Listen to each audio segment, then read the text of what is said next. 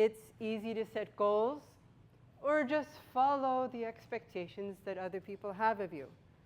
And my goodness, there are so many expectations. When you are the firstborn of 4, second-generation Italian-American, field engineer, accredited coach, and I could go on and on. So many expectations. It's easy to set those goals, but I need to say it's a little bit harder to know what to do and actually how to get it done. Welcome, fellow Toastmasters and guests. My name is Lisa Silipigno. It kind of rhymes with jalapeno or Filipino, if that helps you remember it. And one of the reasons why I joined Toastmasters is so I could share with you and articulate for myself my journey of it's easier said than done. And I'd like to add to that by expanding my experiences so I can share it with more people. So I'm going to share a few of these good life journey moments with you, if you'll allow me. Well, we can start from somewhere near the beginning. I said I'm from Boston, Massachusetts, and I went to this high school called the Boston Latin School. Why is that special? It is the oldest public school in the United States. It was founded in 1635. Now, a little trivia for you. Ben Franklin attended Boston Latin. He didn't graduate. But he went on to found the University of Pennsylvania, which is an Ivy League school that I attended. I think that's really ironic. Now, it was easy to set these educational goals because I was from Boston. That's what you do. Have you ever looked at a map how many schools and universities are in Boston? But what wasn't so easy was convincing my parents to take a public school bus to go to Boston Latin School.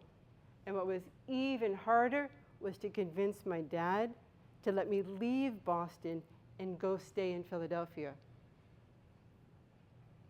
Now, if that wasn't enough, with my engineering degree in hand, I decided I'm going to work on this thing called the Big Dig in Boston. That was my goal. I'm going to work on this huge construction project because I was a civil engineer.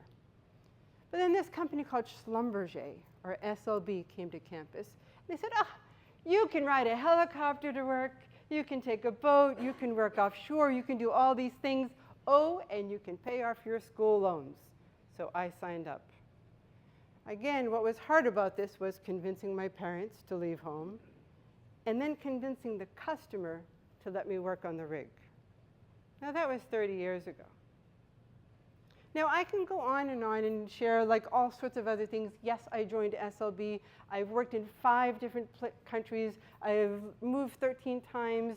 I got a chance to, taste sweets in India and who knows what in China. And now I get to live here in Saudi. But there's actually one event that happened last month, I'm sorry, that was quite significant for me because I thought I was living the good life, checking the boxes, making these achievements, doing what people expect you to do when you're educated and hardworking. And I was back in Boston for the holidays, and I'm with my mom. And one of my roles as my mom is getting older is to help support her in her diabetes administration.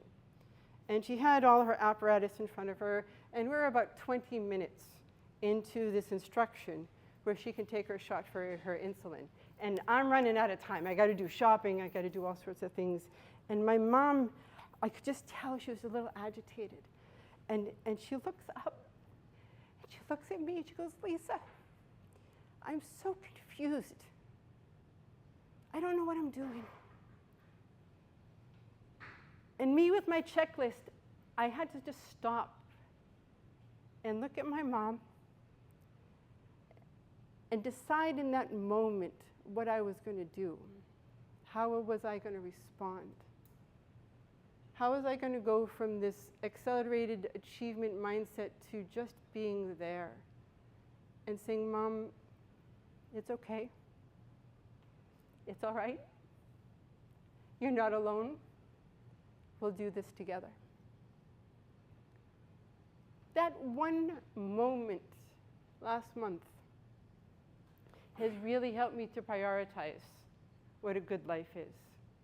Because life is easier said than done when my attention is on all the external stimuli, what other people are telling me to do. Life is easier said than done when my intention is to live up to their expectation. But a good life can live with ease when what I do is to be right here, right now, with all of you. Toastmasters.